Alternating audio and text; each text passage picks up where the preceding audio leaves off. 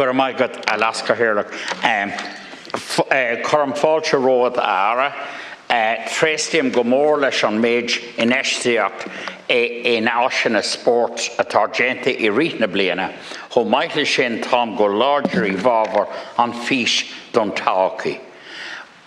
Welcome, Minister. Indeed, we're neighbours, and I hope that will be reflected in the allocations to come, that you'll show a neighbourly touch in focusing very much on all the Cavan clubs that have applied.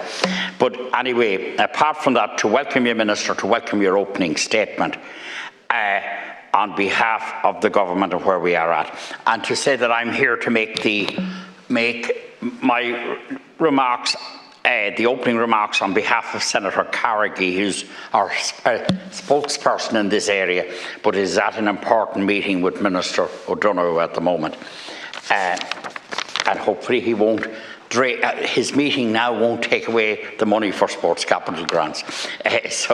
But anyway, he's there, so he will be along to us.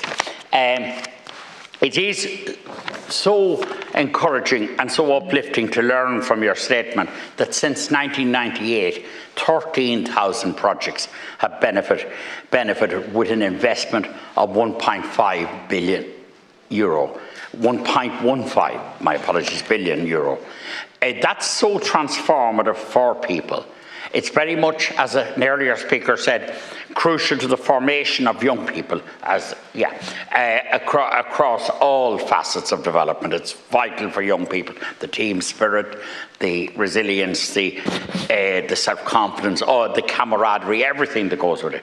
And it's also important for human development right across the ages, with the walking tracks around the pitches, the various activities there, the club rooms where people come together, all of that, building communities. It's extraordinarily important investment, and it's such good investment, and I'd say you really so much agree with this, Minister, that it's very disappointing when we have to not to exclude somebody, because what it does is just wonderful.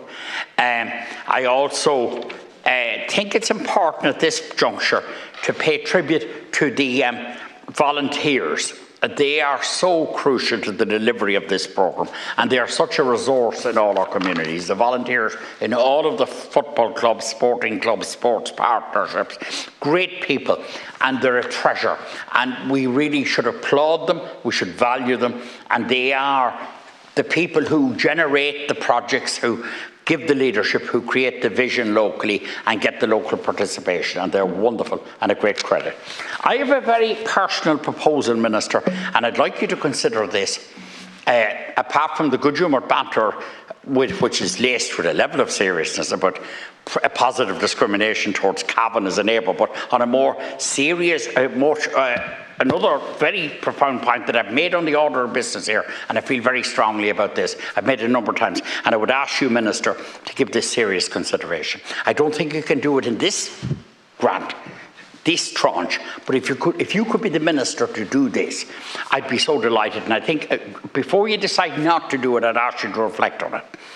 We're all trying to work towards a United Ireland of hearts and minds. And I welcome the special unit in the Taoiseach's office, in the Taoiseach's office initiated by the current Taoiseach, all of that investment. I welcome every effort to build peace in Northern Ireland, to build peace across the island, and very importantly, as a prelude to unity, to build interaction north and south.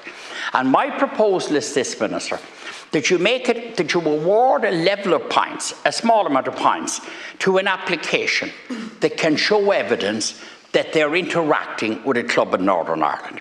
It could be a fairly superficial interaction if it's only to go up and play a game or two, a challenge game or two twice a year.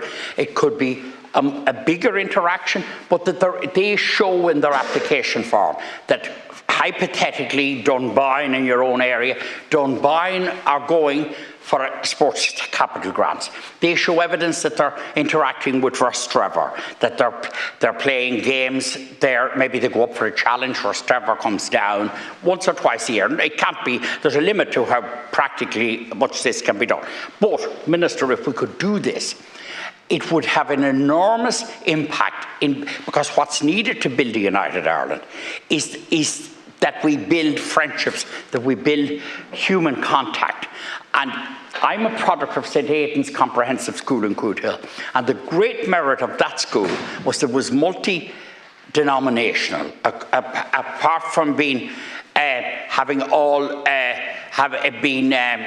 male and female participation in all social classes and rural and urban, but that it was multi-denominational, and it made for a great mutual understanding. It was a big catalyst in keeping civil strife and trouble from spreading to the southern area during the worst of the Troubles. So what am I saying? Building these relationships would be so valuable.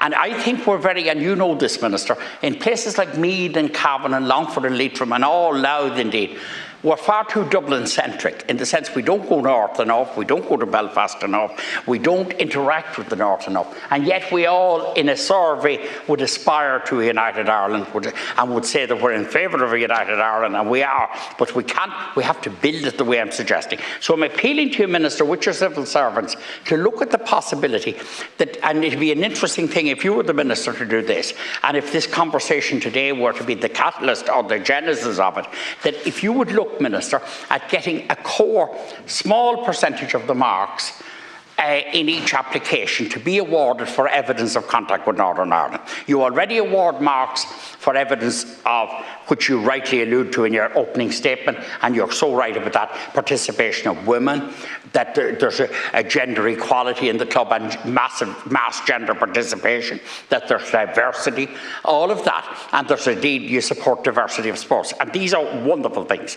So if you were to add to these, that little criterion, that little thing for an added number of marks, a small percentage of marks, that if they can be achieved by showing evidence of contact in Northern Ireland. And if you did this, every club would make a serious effort to get the maximum marks, because I can tell you, and I know, having from the years I've been dealing with these clubs and this whole thing, as like all colleagues in the House on all sides, we've all been interacting with clubs in the context of the sports capital grants. And the enthusiasm, the drive that's there, and the number of phone calls I would get from a club secretary, as all of you would get, right up to the day of award. When is the award? How is my club looking? Will we get money? And they're wound up about it, and it's wonderful that they are. These are wonderful people. Imagine if we also had them as part of that wound-upness or that effort that they put in that little piece about Northern Ireland. The implications could be great. So I appeal to you to look at that, Minister. I would play a great tribute. I just recently, tragically, we had some deaths among young people in my county. We have them everywhere, but we had a number of very tragic deaths and very much in a cluster recently in the last year or so in my own county. And the response of the GAA clubs to the bereavement, to the family, to the whole response of the clubs is just something to behold. And it's so impressive and merits applause and merits support and merits recognition. And indeed, you might allude to it in your closing remarks, because I think these people who do this great work, not only are these people contributing to the avoidance of tragic days like this, and we'll never know. I remember saying to a GAA official very recently, actually at home, I said, you're never going to know the good you've done, because you're never going to know the tragedies that would have unfolded, the people who would have gone to the wrong side of the fence were it not for your work. The people who might have got involved in substance abuse, the people who might have got involved in antisocial behaviour, the people who across the board might have fallen through the cracks were it not for the work of these sporting clubs. And we never know about those people because they haven't fallen through the cracks. But that's why we should applaud them, and it's why we should support them. And I know that you're enthusiastic, and your opening statement is very encouraging, Minister, and I would just like to say a couple of things to you, that we have a celebration of these volunteers, that you would look at my proposal on Northern Ireland, and that you would examine that proposal. And I'd appreciate you coming back to me at some point, Minister, with your thoughts on it, having so examined it, and that we go on supporting the clubs where we are. And I wish you well with the allocations to come.